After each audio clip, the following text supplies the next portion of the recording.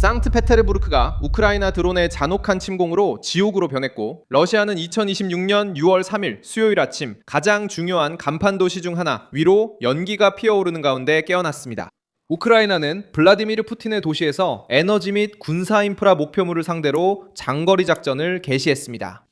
마침 모스크바가 상트페테르부르크 국제 경제 포럼을 열어 세계의 힘과 통제, 경제적 저항력을 과시하려던 바로 그때였습니다. 드론들은 1000km가 넘는 거리를 날아가 석유 터미널 지역과 크론슈타트 근처의 방위 관련 지점들을 타격했습니다. 크론슈타트는 핀란드만에 위치한 전략적 해군 기지입니다. 러시아의 대형 행사에 맞춰 당국자, 기업인, 해외 대표단이 도착하는 동안 폭발과 화재, 공항 피해, 보안 경보가 발생해 크렘린이 선전용으로 활용하려던 무대 한가운데 전쟁이 들어오게 됐습니다. 우크라이나가 보여주고 싶었던 것은 무엇일까요? 왜 하필 포럼 당일에 상트페테르부르크를 공격했을까요? 모스크바는 이번 공격 후 전시장을 어떻게 지킬까요? 지금 바로 모두 말씀드리겠습니다. 이런 직설적이고 군더더기 없는 컨텐츠를 좋아하신다면 구독을 고려해보세요. 여기서는 매일 이런 영상이 올라옵니다. 공격은 새벽에 일어났고 도시는 아직 경제 행사 공식 일정에 들어가기 전이었습니다. 볼로디미르 젤렌스키에 따르면 우크라이나 드론이 상트페테르부르크의 석유 터미널과 크론슈타트 지역의 군사시설을 타격했습니다. 이 작전이 전선 근처에서 이루어진 것이 아니기 때문에 그 거리가 인상적입니다. 이 작전은 우크라이나에서 멀리 떨어진 러시아 북서부 모스크바가 항상 후방, 지휘, 그리고 위신의 지역으로 여겨온 곳에 도달했습니다. 이 점에서 이번 공격의 의미가 더욱 큽니다. 우크라이나는 러시아가 제재, 서방의 고립, 그리고 수년간의 공개적인 갈등에도 불구하고 여전히 정상적으로 운영되고 있음을 보여주고 싶었던 그날, 전쟁을 푸틴의 정치적 문턱까지 가져왔습니다. 러시아 당국은 상트페테르부르크와 레닌그라드 지역 여러 곳에서 드론 공격이 있었다고 확인했습니다. 알렉산드르 베글로프 주지사는 인프라 지역에 피해가 발생했고 부상자가 있지만 사망자는 없다고 보고했습니다. 러시아 측은 이번 사건을 방공망에 의해 저지된 또 다른 공격으로 규정하려 했지만 유포된 영상에서는 항만 지역 위로 짙은 연기가 피어오르는 모습이 포착됐습니다. 오픈소스 분석가들은 석유 터미널이 위치한 구역 근처에서 폭발이 발생했다고 지적했습니다. 모스크바가 터미널에 가해진 피해 전부를 공식적으로 인정하진 않았지만 대중에 전달된 신호는 강렬했습니다.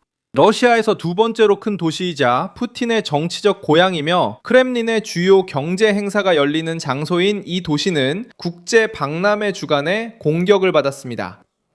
에너지 시설이 표적이 된 것은 작전 이후 설명에 도움이 됩니다. 우크라이나는 정유소, 저장고, 터미널, 군사시설 등을 러시아 전쟁을 지탱하는 기계의 일부로 간주해왔습니다. 이런 종류의 시설을 타격하면 모스크바의 연료, 물류, 수익, 그리고 작전 능력이 줄어듭니다. 상트페테르부르크 석유 터미널은 러시아 북서부의 수출 흐름과 석유 제품 이동에 연결되어 있기 때문에 중요합니다. 무작위로 선택된 목표가 아니었습니다.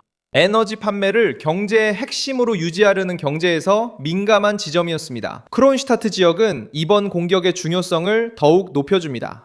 이 도시는 상트페테르부르크의 방어와 핀란드만을 통한 접근과 연결된 중요한 해군 지역에 위치해 있습니다. 국제 언론에 의해 보도된 바에 따르면 이번 공격은 군사시설과 정비 중인 함정이 언급된 해군 시설도 겨냥했습니다. 피해 규모는 아직 독립적인 확인이 필요하지만 메시지는 분명합니다. 우크라이나는 에너지 저장고뿐만 아니라 유럽, 러시아에서 가장 상징적인 지역 중 하나의 방어 시설도 타격할 수 있다는 것을 보여주고 싶어 합니다. 모스크바에게 가장 불편했던 점은 바로 그 시기였습니다. 상트페테르부르크 국제경제포럼은 6월 3일부터 6일까지 열리며 크렘린이 기업인, 당국자, 해외 대표단에게 자신을 과시하는 무대 역할을 합니다. 러시아는 이 만남을 통해 자신들이 고립되지 않았고 여전히 파트너가 있으며 자국 경제가 서방 이외의 국가들과도 계속해서 협력할 수 있음을 증명하려고 합니다. 하지만 개막과 동시에 항구에는 연기가 피어올랐고 풀코보 공항에서는 운항이 중단되었으며 보안 경보도 발령되었습니다.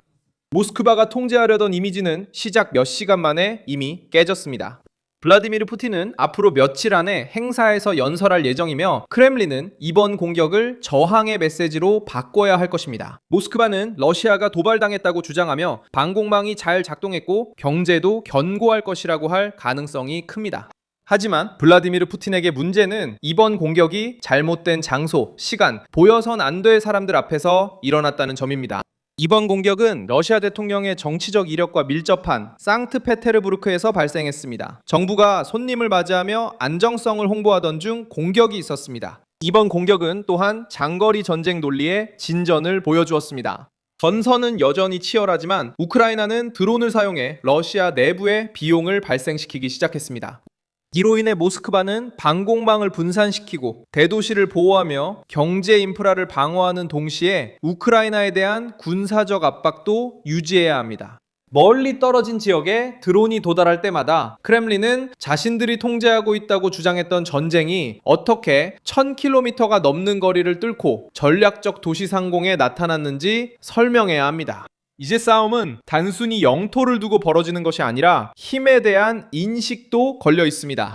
이 공격은 러시아의 국내 보안에 압박을 가합니다. 왜냐하면 상트페테르부르크는 결코 2차적인 지역으로 취급될 수 없기 때문입니다. 만약 드론이 국제 행사가 열리는 동안 그 지역에 도달한다면 인근의 다른 시설들도 취약한 것으로 간주되기 시작합니다. 항구, 공항, 기지, 산업시설, 에너지 수송로는 더 높은 경계 상태에서 운영되어야 합니다. 이것은 전쟁 비용 부담을 키웁니다. 우크라이나는 바로 이것을 시도하고 있습니다. 즉, 모스크바가 이전에는 전선에서 멀리 떨어져 있다고 여겨졌던 곳을 방어하기 위해 더 많은 비용을 쓰도록 강요하는 것입니다. 저는 밀손 알비스 글로벌 국제관계 전문가입니다. 저의 목적은 매일 진실로 여러분께 정확한 정보를 전해드리는 것입니다. 뉴스 링크는 영상 설명란에 있습니다. 이 영상에 좋아요를 눌러주시고 채널을 구독해주세요. 그리고 마지막에는 댓글도 확인하셔서 밀손 알비스 커뮤니티와 더욱 활발하게 소통하시기 바랍니다.